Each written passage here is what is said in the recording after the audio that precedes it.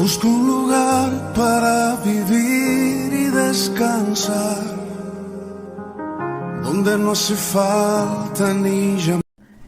El mensaje de hoy se titula Nueva vida en Cristo. En el capítulo 4 de Efesios, Pablo nos habla del comportamiento de los verdaderos creyentes, la nueva vida que comenzamos cuando nos entregamos y nos rendimos a Cristo y a su palabra, la nueva vida en Cristo. Entre otras muchas cosas, hoy quiero hablaros de algunas de ellas que debemos hacer los seguidores de Cristo y que Pablo, como he dicho, nos escribe en la carta a los Efesios. Capítulo 4, verso 25 leemos: por lo cual, desechando la mentira, hablad la verdad cada uno con su prójimo, porque somos miembros los unos de los otros. Airaos, dice el versículo 26, pero no pequéis, no se ponga el sol sobre vuestro enojo, ni deis lugar al diablo. Hablaremos sobre la mentira, sobre la manera de airarnos y de cómo debemos manejar el enojo. La primera cosa es la mentira. Si hay una cosa que el Señor abomina, es la mentira. La hipocresía, a la que tanto atacó y hoy también lo hace, es una manera de mentir, hacer que los demás crean lo que realmente no somos, cuando nuestra vida es una farsa, es una mentira.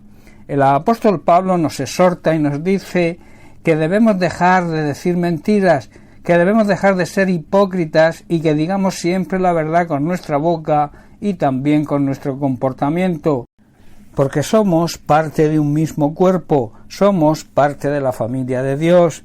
En Juan capítulo 8 versículo 44, Jesús mismo se dirige a los religiosos y a los mentirosos e hipócritas de su época, pero que debemos hoy aplicar estas palabras a nosotros. Dice así: vosotros sois de vuestro padre el diablo, y los deseos de vuestro padre queréis hacer. Él ha sido homicida desde el principio, y no ha permanecido en la verdad, porque no hay verdad en él. Cuando habla mentira, de lo suyo habla, porque es mentiroso y padre de mentira. El Señor llama hijos del diablo a todos los que imitan y les encanta hacer las cosas malvadas que él hace, y luego hace una reflexión sobre él. Dice que él ha sido asesino desde el principio y siempre ha odiado la verdad. Está hablando de Satanás, porque en él no hay verdad. Cuando miente, actúa de acuerdo con su naturaleza, porque es mentiroso y además es el padre de la mentira, donde se engendra la mentira. De ahí el llamado de Pablo a desechar la mentira y a hablar siempre la verdad. La segunda cosa es aprender a airarnos. Pablo no expresa en este pasaje que no debemos airarnos. Podemos airarnos, pero sin llegar a pecar. ¿Cómo se explica esto? ¿Es posible enojarse sin pecar? Analizando la Biblia, vemos que a lo largo de la historia Dios se ha airado y enojado con la actitud del ser humano y su pecado. Sabemos que Dios puede airarse, puede enojarse, pero no se relaciona con el pecado, porque Él nunca peca.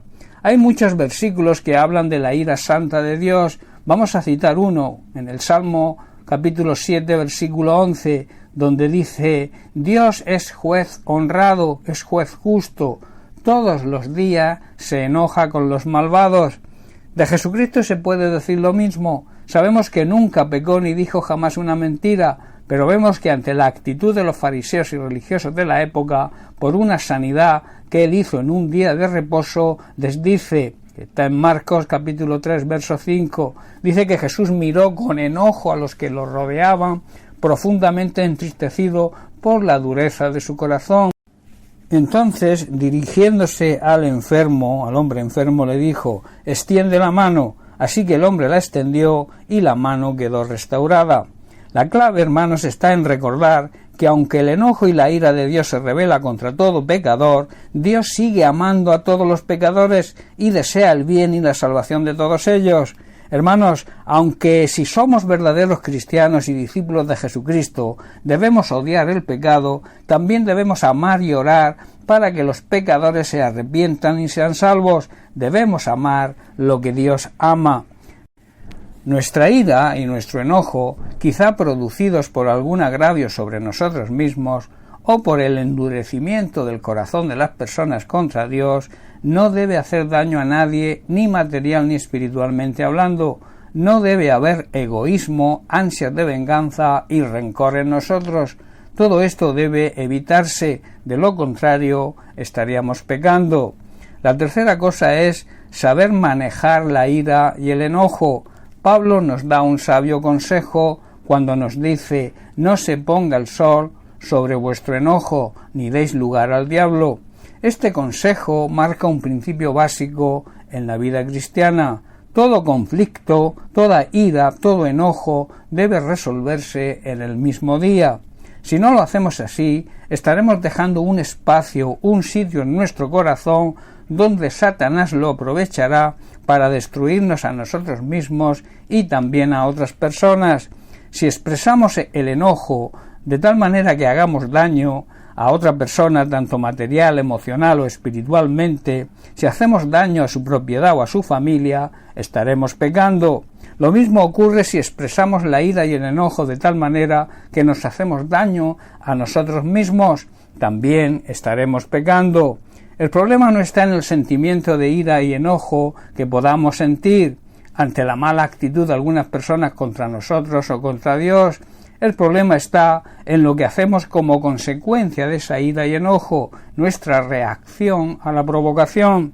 A través de la guía del Espíritu Santo debemos aprender a no mentir, debemos expresar nuestra ira y enojo, pero sin pecar y sin hacerle daño a nadie.